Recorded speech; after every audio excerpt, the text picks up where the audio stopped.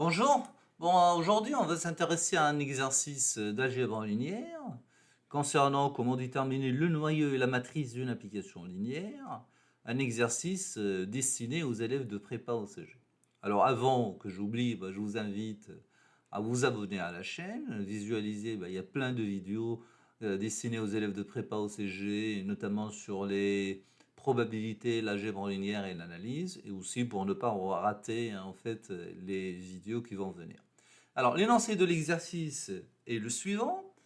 Soit f, une application qui va de R de x, c'est-à-dire l'espace vectoriel des polynômes à coefficient réel à une indéterminée de degré inférieur ou égal à 2, à valeur dans R3 qui a tout polynôme P associé f de P, qui n'est d'autre que le triplet P de 0, P de 1, P de 2. Alors première question, montrer que f est une application linéaire. Deuxième question, déterminer le noyau de f. F est-elle un isomorphisme? Puis déterminer la matrice de f relativement aux bases canoniques. Alors aux bases canoniques avec S, parce qu'il y en a deux. La base canonique de l'espace vectoriel de départ, c'est-à-dire la base canonique de R de 2x, c'est-à-dire 1x et x carré. Puis la base canonique de R puissance 3, à savoir 1, 0, 0, 0, 1, 0 et 0, 0, 1. Voilà.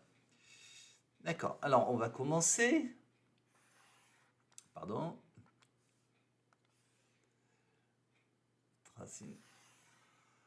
Alors, pour la première question, il faut montrer que f est une application linéaire. Alors, la linéarité, je prends PQ dans R de 2x,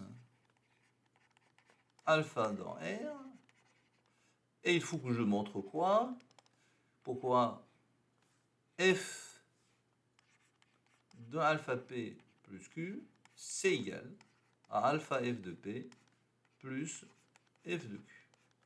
Ok, bon, c'est facile à montrer. Donc f de alpha p plus q, c'est égal à alpha p plus q en 0, alpha p plus q en 1, et alpha p plus q en 2.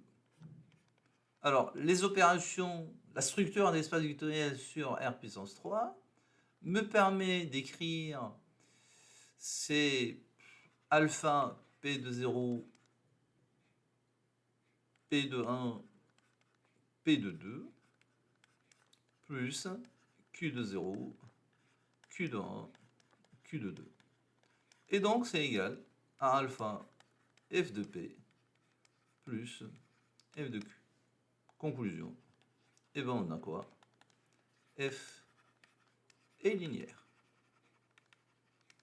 Alors ça pour la première question. Alors, pour la deuxième question, comment déterminer le noyau de f? Alors, je vous conseille à chaque fois que vous voulez chercher le noyau de f, alors de commencer par soit p dans l'espace de départ, d'accord? Et vous traduisez, qu'est-ce que ça veut dire? F est dans le quart de p dans le quart de f. Dans le quart de f, c'est équivalent. Attends. Là.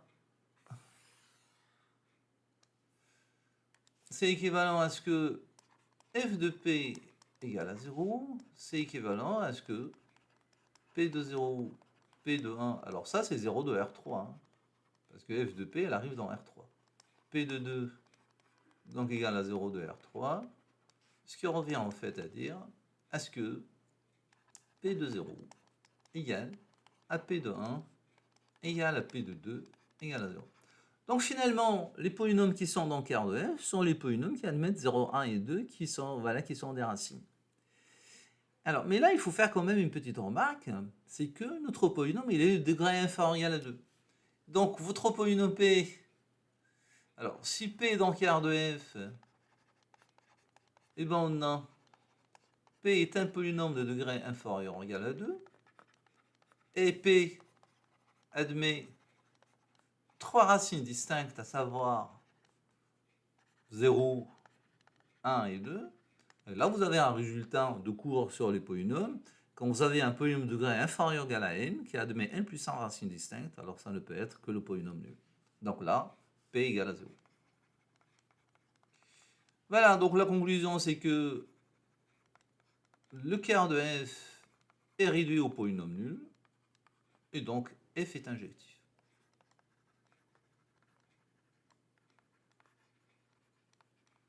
Alors, est-ce que F est un isomorphisme? Donc là, il y a un résultat très important d'algèbre linéaire. C'est que si E et F sont deux espaces vectoriels, deux dimensions finies, tous les deux, mais les dimensions sont égales, donc la dimension de E égale à la dimension de F, et vous avez F est une application linéaire de E dans F, et vous avez le résultat important, c'est qu'à ce moment-là, F injectif, c'est équivalent à F surjectif, équivalent à ce que F bijectif ou isomorphisme. Et on est dans ce cas de figure, parce qu'on a la dimension de R de 2x, alors on est, voilà, de R de 2x, c'est égal à 2 plus 1, donc c'est égal à 3, c'est égal à la dimension de R puissance 3. Bon, on rappelle que la dimension de Rn de x, c'est égal à n plus 1.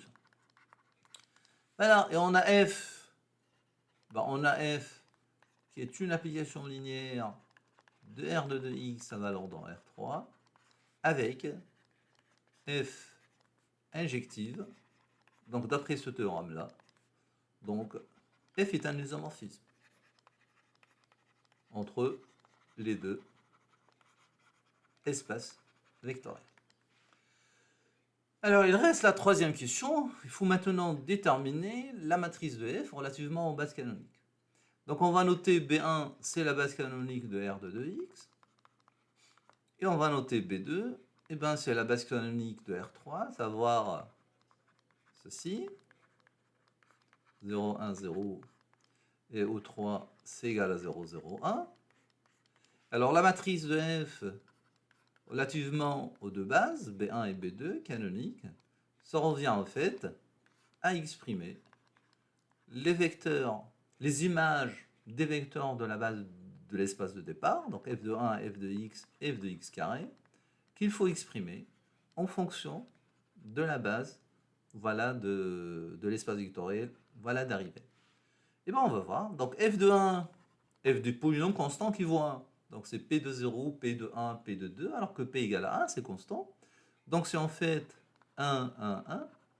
Et celui-là, je peux l'exprimer, c'est E1 plus E2 plus O3.